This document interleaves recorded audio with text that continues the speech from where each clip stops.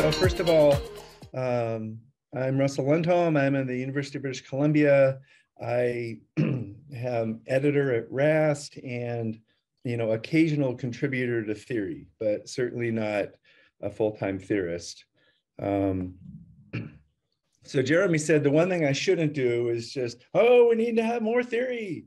That's been well covered in this webinar already. And so it's something beyond that.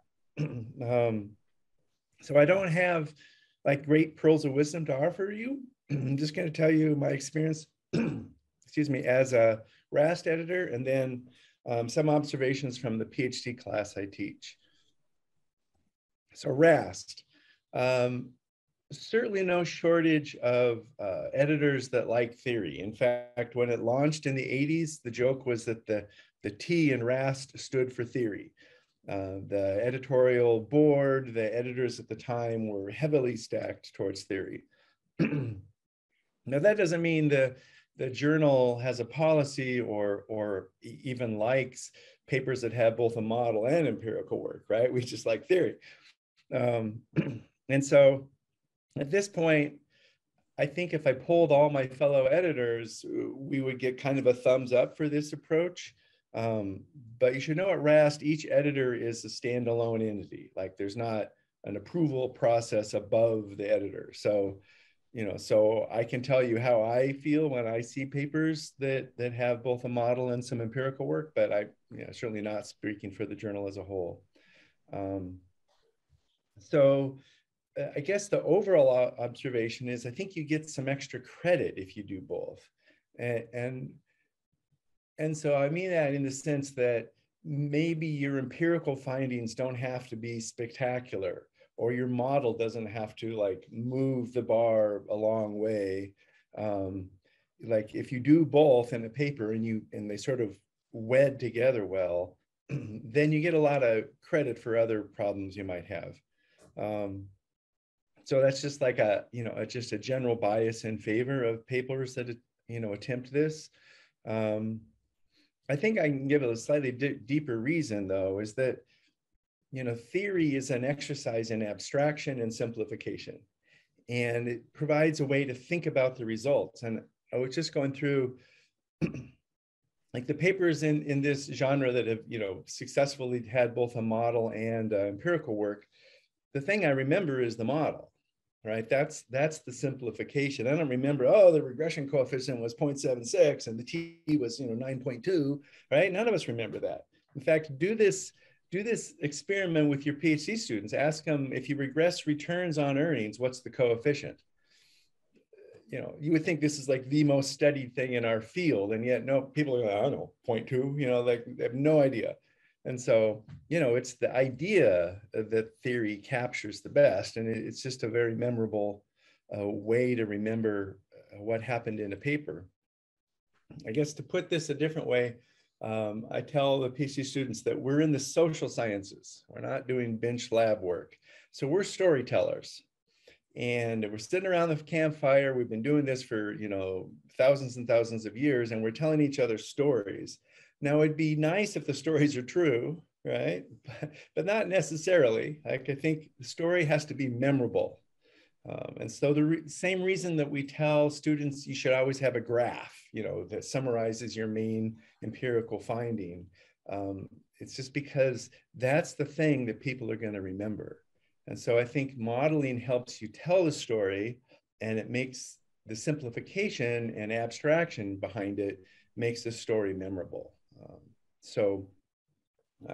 Besides just, editors liking these kinds of papers, I think they actually will make your papers better. Now, there's often heard complaints, the theoretical editor hates my empirical work, but it doesn't perfectly match the theory. This was, Jim Olson was, criticized for making this complaint. No one's ever tested my theory, and so like, why would you say that, Jim? Like, and then on the other side, the darn empirical editor hates my theory section because it's an abstraction that doesn't perfectly, fit the real world.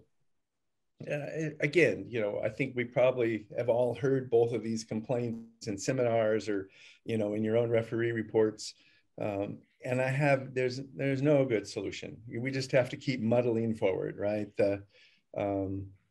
I think the more skilled, we have these two camps, empirical people and theory people, and we just have to dissolve that thinking, right?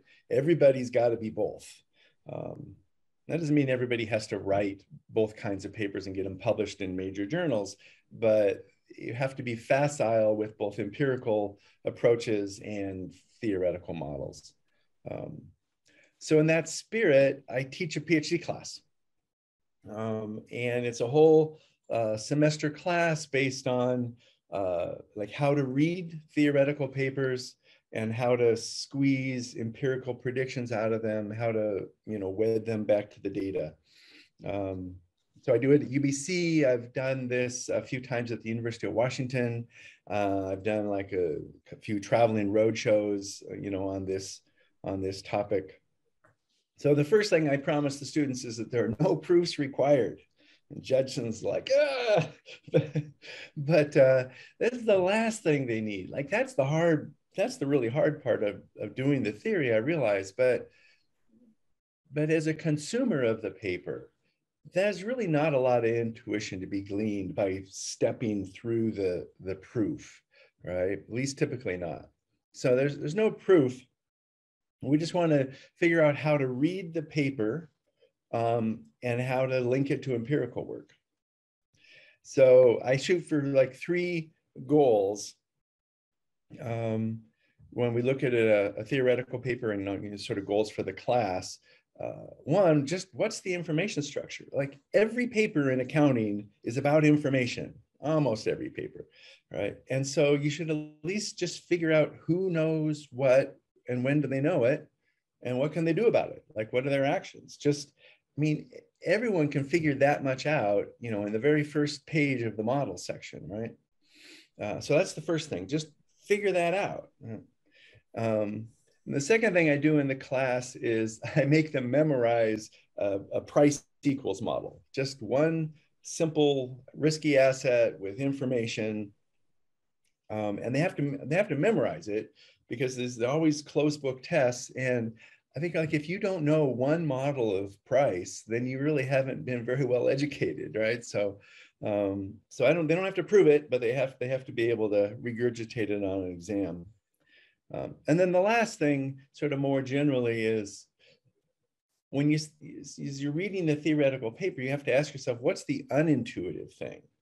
Like, predictions that are so really obvious are not that interesting to test either. The interesting thing is the unintuitive thing, and try to find that. So I'll give you an example of that in a minute. All right, so the information structure.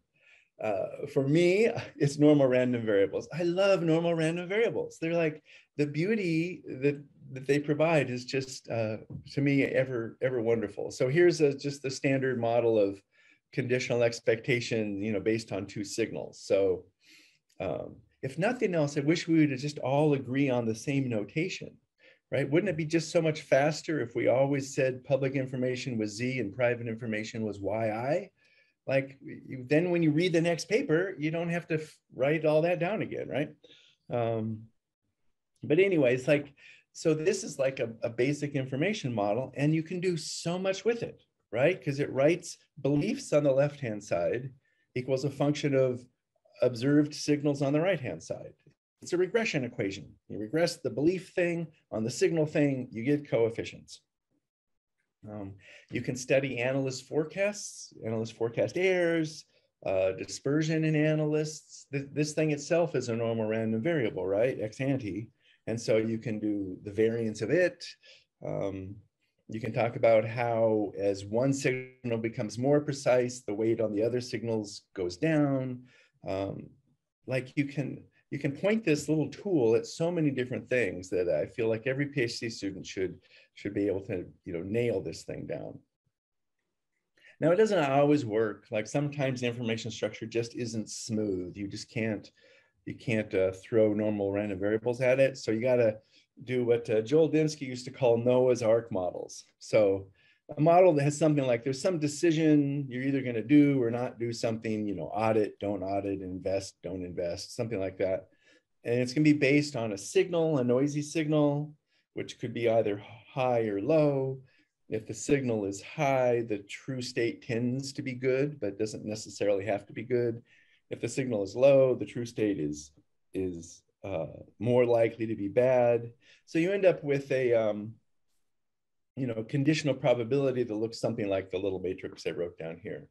But again, this is like simple Bayes rule kind of stuff, right? So tell the students, get out a piece of paper and write down the posterior that everybody has at the end of this signal thing. Like if you can't do that, you shouldn't be getting a PhD. And just getting that far makes it so much easier to understand why people are doing what they're doing in the model. All right, so that's the information. I think that's like the minimum price of entry, right? You have to have studied enough statistics to be able to do, those straightforward things. The models I make them memorize is really just one model, is the standard, I call the standard model, negative exponential utility, normal random variables, competitive markets, blah, blah, blah. Gives you this demand function, right? Which is pretty obvious. Your demand goes for the risky asset goes up if you believe it has a higher payoff. It goes down if you think the variance of that payoff is higher, right? So there's so many papers like in finance that will just start with this function, just assume this function, right? They don't even go through all the details about how you get there. So it's an easy thing to remember. You can use it to study holdings, for instance, like why is there a home bias, like in investment holdings, stuff like that. Put all these demands together and you get the star of the show, the price equals model. And it's just the average of beliefs minus a cost for risk, right? So if the variance of the payoff gets higher, the price gets lower because it's riskier, right? The model says exactly what you would expect, price to be, but now it's written out in the stuff that we know, in those lovely normal random variables. So I make the students like memorize this thing.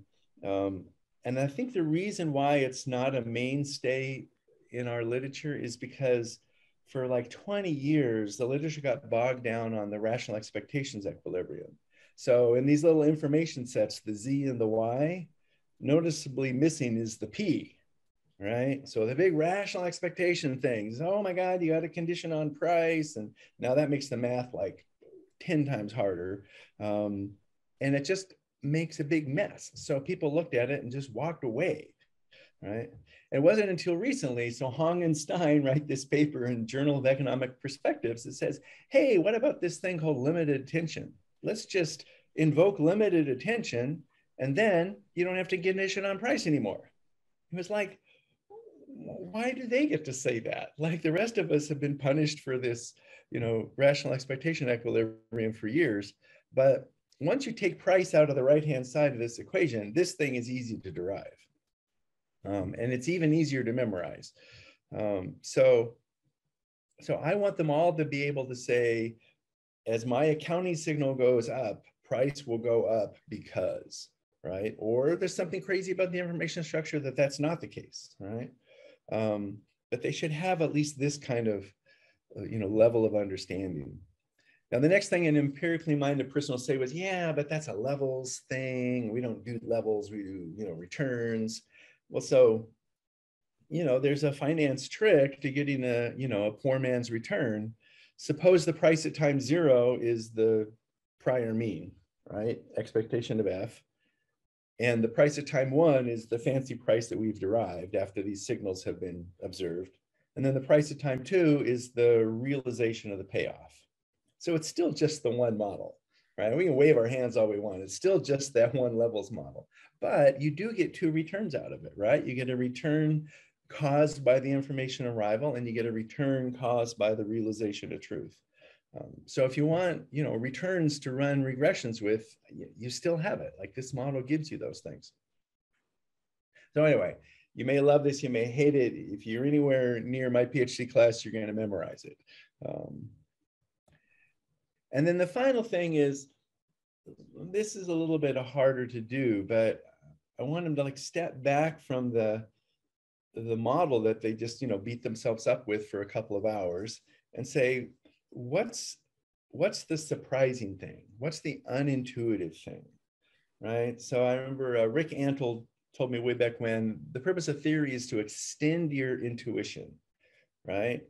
And so we have all this empirical work that's really just based on, well, it's my intuition that banks will do this when the interest rates do that or whatever, right? And so a model is going to formalize, the structure of your thinking and extend your intuition. It's going to say one thing that you hadn't thought of already, right? So here's my example. Think of a prediction that says, disclose good news, don't disclose bad news. Grandma's advice. If you don't have anything nice to say, don't say anything at all, kind of stuff. Well, that's a pretty crappy prediction. Imagine a disclosure game with only two states of nature. Then no matter how sophisticated you make it, right, anticipating the behavior of others and all this kind of stuff, you're still going to end up with disclose good news, withhold bad news, right? So that sucks. That's like a crappy model from an empirical perspective, but just make it 4 states. So with 4 states, we get the unintuitive prediction, right? With 4 states in nature and a basic disclosure game, no frictions or anything, we get the prediction that says disclose as long as you're not the worst guy, as long as you're not state equals 1. So that's surprising because the number 2 guy got caught, right? The simple prediction says he doesn't disclose. The extended intuition prediction says, oh, he's got to disclose to separate himself from the 1 guy, right?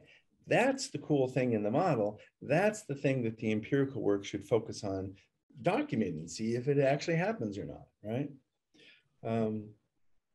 So that's my, my PhD class, goals anyway, if not outcomes. But other than that, I don't have any great advice for you. Do all that stuff, publish your papers, best work at RAST, of course. And good luck. So that's it for me. Okay, so thank you so much for inviting me, Jeremy. I really appreciate. My experience in doing multiple methods has been not great. I had only 3 papers in my 25-year career where I had an analytical model. In one case, it was an experiment. In another case, it was archival in 2 other cases. And what Russ mentioned happened. I got 2 reviewers. One liked the model and didn't think it should be empirically tested. The other said the empirical test, the model is redundant. So in both cases, the model was thrown out. All 3 cases. In 2, it was okay because I think that, okay, the empirical analysis, try to make the similar point, except that instead of words, I thought if we could express it in mathematical notation, it might be more, clear, but that's not what was, it wasn't, let's just say the reviewers didn't buy it. So in a 3rd case, which was one of the papers I'd written very early, started when I was a PhD student with Harry Evans, which was an experimental paper on honesty in managerial reporting. After 25 years, I'm still upset that the model was thrown out. I feel kind of like, I don't know how many of you have read the book, The Jungle by Upton Sinclair.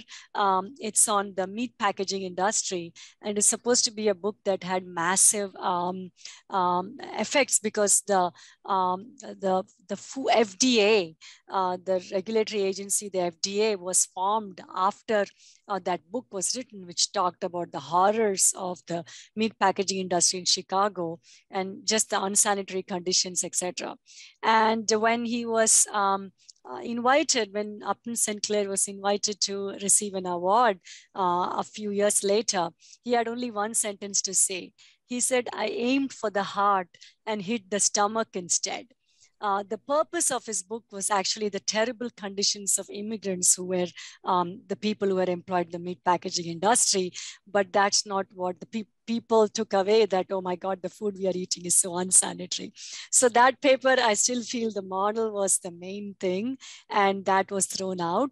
I can't complain. That paper did win the Notable Contributions to Accounting Literature Award, but I still have regret about that model being thrown out. Maybe if I'd had Russ as an editor, that wouldn't have happened. So who knows? But anyway, moving on, I just want to make a few very, big picture points here, because I think many of the points have been covered in a more, detailed and granular manner by Russ.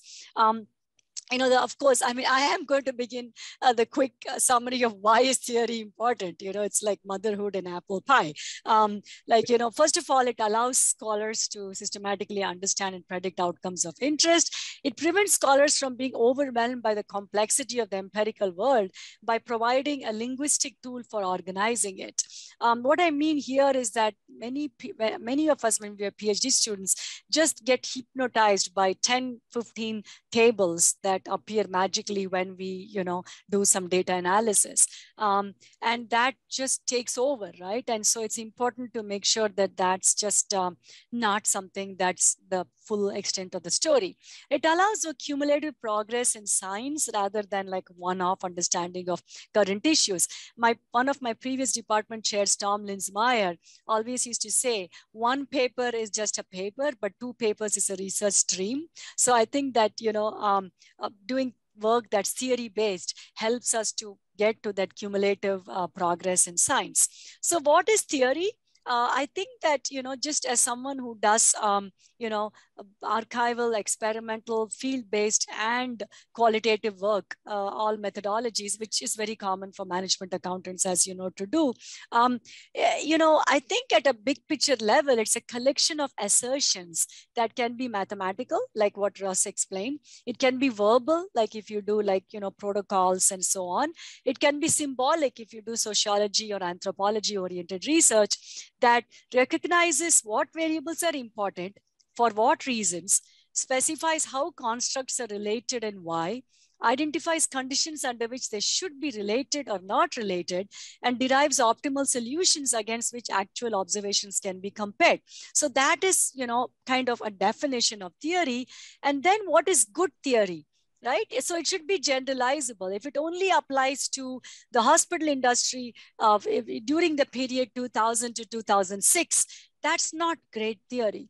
It should be generalizable. What is it that makes Ken Arrow's 1963 paper on the nonprofit form of industry interesting? What makes 1979 Kahneman and Tversky's prospect theory interesting? What makes the 1953 book Administrative Theory of the Firm by Herb Simon such a scholarly, such a spectacular piece of work even today?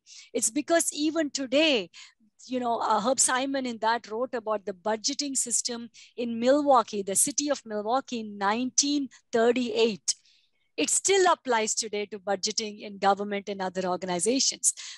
It provides a close fit to empirical data. It results in novel insights. It provides a template to guide actions, design interventions, and solve problems. Since I don't have any more promotions to go up for, and since I don't think I need any more letter writers, I am going to make this statement outright. There is some stuff coming out now that really bothers me because of that fourth bullet point. I always became an accountant. I became an accountant because I believe that there are things that need to be fixed and they should be fixed. And we can help fix that, like building a better budgeting system, understanding, how the market responds to accounting information, the whole information problem that Russ talked about. How can we provide better solutions to that problem? But of late, there is research that talks about characteristics of individuals and how that affects their decisions.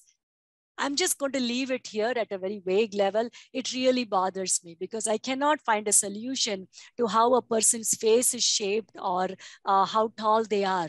That is just not something that as an accountant I can design intervention and programs to fix. And so it just bothers me when I cannot do anything as a management accountant. So that template is important. Can we do better? Does it help us to solve a problem?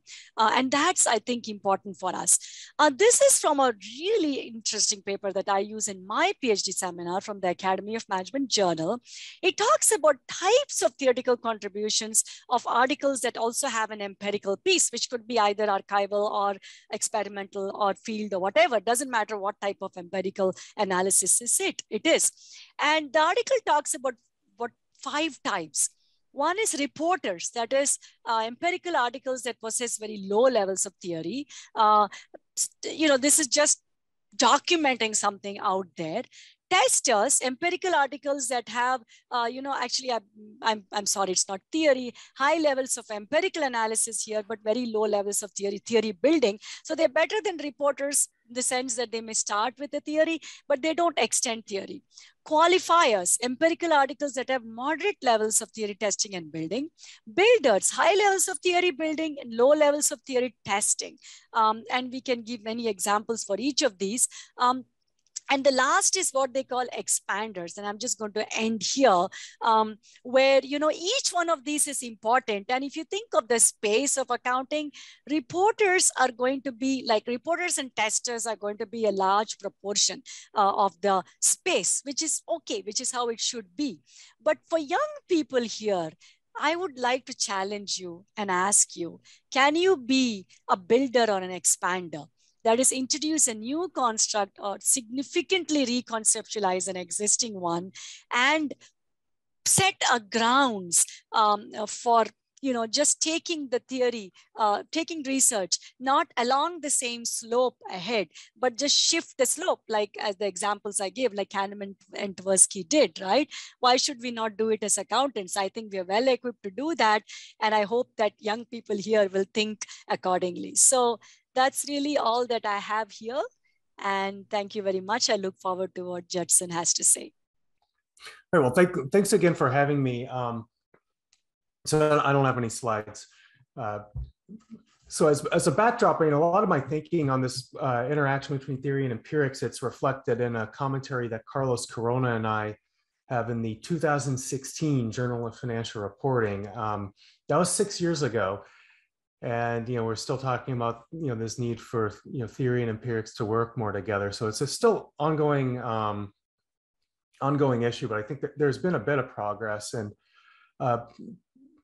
now as then, I think a lot of that disconnect stems from training. So, for example, in finance and economics, you rarely see an empiricist that doesn't have a reasonable understanding of theory and vice versa. Usually don't see theorists that can't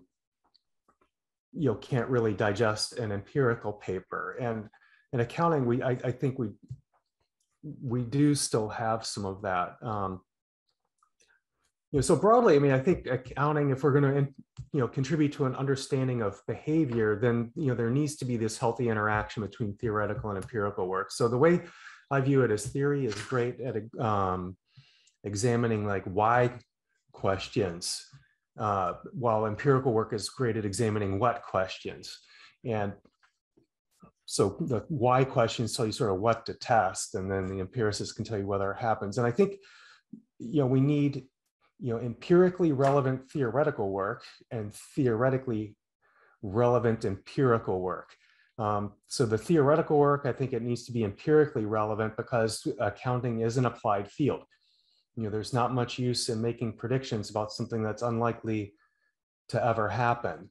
This doesn't mean that we can't make predictions about things that are not directly observable. So for example, we can't observe managers' motivations, but theory can provide a roadmap that tells us how to use observable data to infer managers' motivations. And then likewise, I think the empirical work should be theoretically relevant.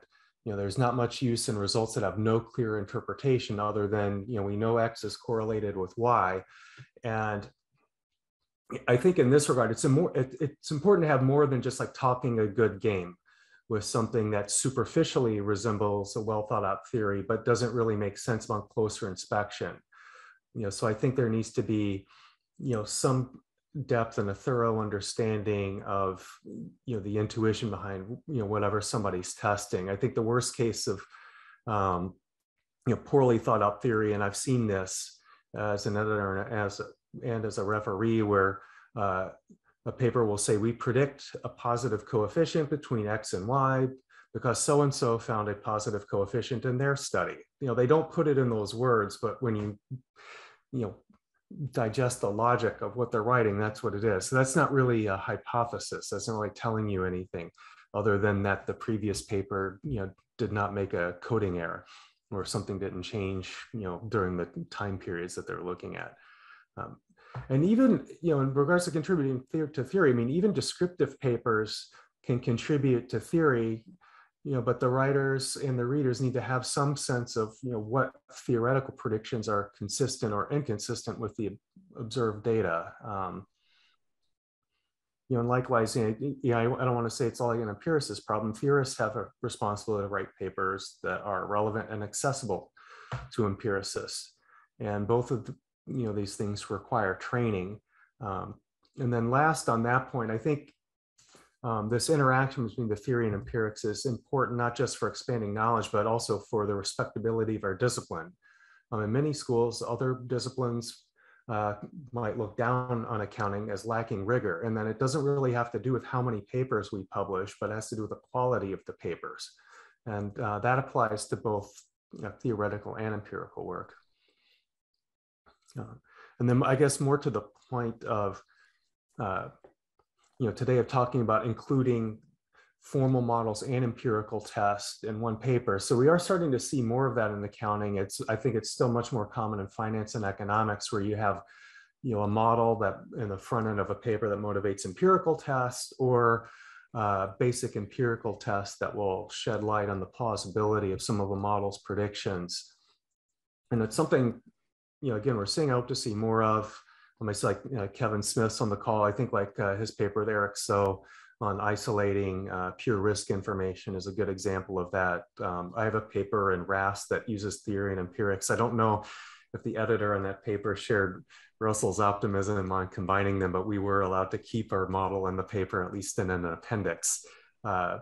One issue that comes up with this is finding suitable referees. And personally, I think that reflects poorly on our profession, where it's difficult to find referees that can look at a paper that has theory and empirics. So I think, similar to what Russell said, it doesn't mean that every empiricist should be able to write theoretical papers, but I think every empiricist should be able to read, a model that's reasonably well written, and be able to say, does this make sense? Do the predictions seem well thought out? And then do the tests seem reasonably linked to the paper? And likewise, if theorists may not be able to come up with the best empirical test, but should be able to read an empirical paper and be able to say, do the tests actually tell us something about some theoretical construct? And that is all I had.